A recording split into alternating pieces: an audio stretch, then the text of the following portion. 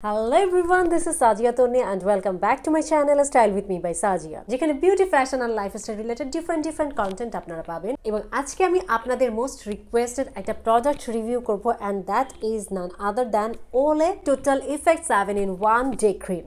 So without any further ado, let's get started. Olay যে ক্রিমটা আমাদের দেশের খুবই পপুলার এবং আমি নিজেও দীর্ঘদিন যাবত এই ক্রিমটা ব্যবহার করেছি একটা সময় এবং সেই ক্রিমটা হচ্ছে Olay Total Effect 7-in-1 Day Cream. এইটা হচ্ছে একটা ক্রিমের ভিতর 7টা ইফেক্ট পাবেন, এই জন্য টোটাল ইফেক্ট 7-in-1 বলা হয় ক্রিমটাকে। বাট আমি দীর্ঘদিন ব্যবহার করার পরে কেন এই ক্রিমটা ব্যবহার করা স্টপ করে দিয়েছি সেই স্টোরিটা একটু আপনাদের সাথে শেয়ার করব। এবং এই ক্রিমটা একের ভিতরে 7টা কাজ করবে বলে এরা দাবি করছে। এই 7টা কাজের কোনটার সাথে আমি অ্যাগ্রিড এবং কোনটার সাথে ডিসঅ্যাগ্রিড সেটা আমি একটু আগে শেয়ার করতে চাই। প্রথমত এরা দাবি করছে যে ক্রিমটা আপনার স্কিনে ময়েশ্চারটাকে বজায় রাখবে, দ্বিতীয়ত স্কিন টোনটাকে ইভেন করবে, স্কিনে ব্রাইটনেস আনবে, ফাইন লাইন্স রিঙ্কেলস এগুলোকে স্মুথ আউট করবে, আপনার স্কিনের পোরস গুলোকে মিনিমাইজ করবে, স্কিনের ফার্মনেসটাকে বৃদ্ধি করবে এবং আপনার স্কিনের ডার্ক স্পটকে দূর করবে এবং 4 সপ্তাহে একটা নোটিসেবল রেজাল্ট পাওয়া যাবে বলে এরা দাবি করছে। এখন প্রথমত এই ক্রিমটার টেক্সচার নিয়ে একটু কথা বলি। এই ক্রিমটা খুবই অয়েলি ফিনিশ দিবে এবং আপনার স্কিনটাকে ভিজিবলি খুব মনে হবে যে ময়েশ্চারাইজড করছে। ক্রিমটার প্রথম পয়েন্টটার সাথে আমি সহমত, কারণ ক্রিমটা আপনার ব্যবহার করার সাথে কোনো ড্রাইনেস ফিল হবে না, ময়েশ্চারাইজড মনে হবে এবং বেশ একটা অয়েলি ফিনিশ দিবে। স্কিন টোনটাকে ইভেন আউট করবে, এই পয়েন্টটার সাথে আমি পুরোপুরি সহমত হতে পারছি না, কারণ স্কিন ইভেন আউট করার মতো কোনো কার্যকরী ইনগ্রেডিয়েন্টস এর ভিতরে নাই। SPF আছে এতে 15। আমেরিকান একাডেমি অফ ডার্মাটোলজির মতে SPF ন্যূনতম 30 থাকা উচিত আপনার ডে ক্রিমে, আপনি যদি সানস্ক্রিন ব্যবহার করতে না চান। SPF 15 আপনাকে কখনো ফুলি সান প্রোটেকশন দিবে না। সো এই ক্রিমটায় 15 SPF থাকা আর না থাকা হচ্ছে অলমোস্ট সেম কথা, কারণ 15 দিয়ে আসলে আপনার স্কিনটা কোনোভাবেই সান ড্যামেজ থেকে এটা প্রোটেক্ট করতে পারবে না।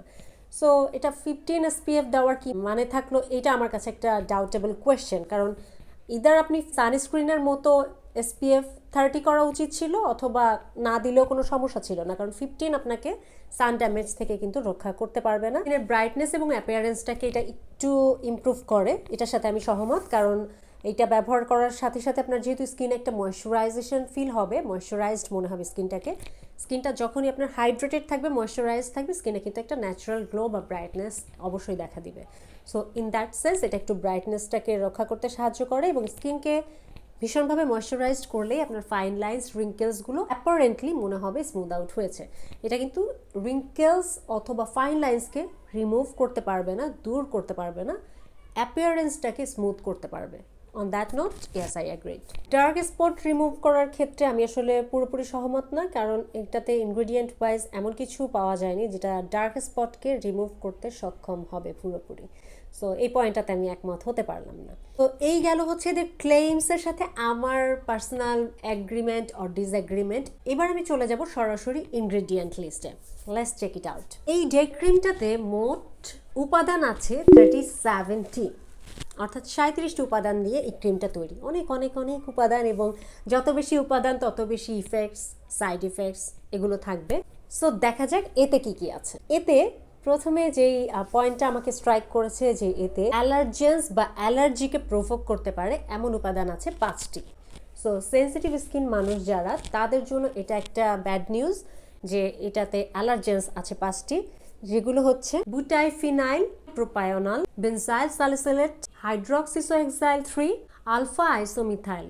সো এই 5টা উপাদান আপনার স্কিনে কিন্তু অ্যালার্জি প্রভোক করতে পারে। এতে আছে বেনজয়েল অ্যালকোহল, অর্থাৎ একটা অ্যালকোহল আছে, কমেডোজেনিক উপাদান আছে 5টি, সিলিকন আছে 2টি, প্যারাবেন আছে 1টি, PEG আছে 1টি, ম্যালাসেজাইয়া ফিডিং বা ফাঙ্গাল অ্যাকনিকে টার্গেট করতে পারে এমন উপাদান আছে 4টি এবং last but not the least fragrance আছে 1টি। পোটেনশিয়াল হ্যাজার্ড বা সাইড ইফেক্টস হতে পারে যে কোনো কনজিউমারের জন্য এমন যে এই উপাদানের যে লিস্টটা ইনগ্রেডিয়েন্টস চেকারের ক্ষেত্রে ফলো করা হয় তার ভিতর মোটামুটি সবগুলোই আছে এক্সেপ্ট গ্লুটেন অ্যান্ড সালফেটস। এতে কোনো গ্লুটেন নাই এবং সালফেটস নাই। এই দুইটা বাদে অন্যান্য বেশ কিছু পোটেনশিয়ালি হ্যাজার্ডাস এলিমেন্টস এই ক্রিমটাতে রয়েছে। এগুলো গেল হচ্ছে আপনার ক্ষতি হতে পারে এমন কিছু উপাদান তালিকা, বাট এই উপাদানগুলোই আবার স্কিনের জন্য কেউ কেউ কিন্তু বেশ ভালো কাজ করে। যেমন ধরেন ময়শ্চারাইজিং এর জন্য 3টি এবং সফটেনিং এর জন্য 8টি উপাদান এই প্রোডাক্টটাতে ব্যবহার করা হয়েছে। অ্যান্টি এজিং এর জন্য ব্যবহার করা হয়েছে 5টি, অ্যান্টি অক্সিডেন্ট এমন আছে 4টি, হিলিং এর জন্য আছে 1টি, অ্যান্টিসেপটিক আছে 3টি, হোয়াইটেনিংয়ের জন্য আছে 3টি এবং ইউভি প্রোটেকশনের জন্য আছে 5টি। সো এই তালিকাটা পুরোপুরি দেখলেও আপনারা দেখতে পারবেন যে এখানে কিন্তু ডার্ক স্পট রিমুভ করে ফেলতে পারে এমন উপাদানের সংখ্যা কিন্তু তেমন তাৎপর্যপূর্ণ কোনো ইনগ্রিডিয়েন্টস এখানে নাই। সো ক্লেমস এরা যা করছে এবং ইনগ্রিডিয়েন্টস এখানে আমরা যা পেলাম তার সাথে কিন্তু কিছুটা হলেও ক্ল্যাশ করে, আবার কিছু কিছু সিমিলারিটিস এখানে আছে। তো apart from the toxicity and potential hazardous এই এলিমেন্টসগুলো বাদ দিলে এটা একটা ভালো অ্যান্টি এজিং ক্রিম বলতে পারেন আপনারা, যেটা স্কিন ব্রাইটেনিংয়ে সাহায্য করবে।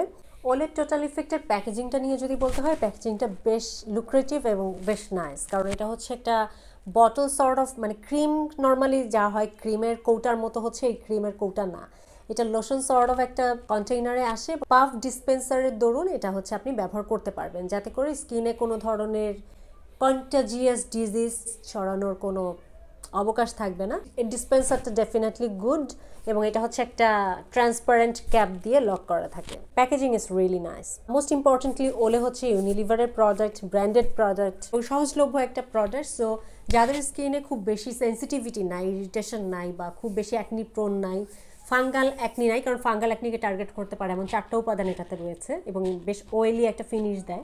তো তারা বাদে অন্যরা কিন্তু এই প্রোডাক্টটা ট্রাই করতে পারেন। বাট এই প্রোডাক্টটা যেহেতু ডে টাইমে ব্যবহার করা হচ্ছে এবং SPF হচ্ছে 15, অবশ্যই এরপর একটা সানস্ক্রিন কিন্তু ব্যবহার করতে হবে। সো সোজা কথা, এটা কারা ব্যবহার করতে পারবে? 25 বছরের পর থেকে বা 25 বছর থেকে যে কোনো মানুষ চাইলে এটা ব্যবহার করতে পারে as an anti aging moisturizing day cream.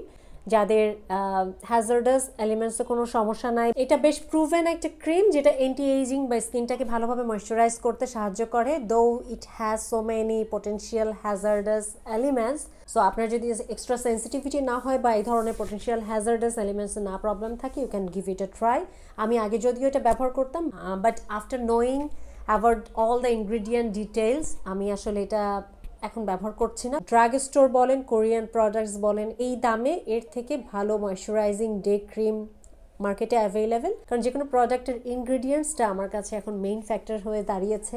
That's why এখানে যেহেতু বেশ কিছু পটেনশিয়াল হ্যাজার্ডাস এলিমেন্টস আছে, সো এর ইনগ্রিডিয়েন্টসগুলো জানার পরে এবং knowing the potential side effects of those elements, I stop using this products. So আপনি ব্যবহার করবেন কি করবেন না, that's completely up to you. আমি just in a brief try করলাম প্রোডাক্টের ডিটেলস আপনাদের সাথে শেয়ার করতে। কেমন লাগলো অবশ্যই আমাকে লিখে জানাতে ভুলবেন না। With that note, I am signing off today. See you on my next video. Till then, stay fine, stay safe and thanks for watching. Take care. Good by.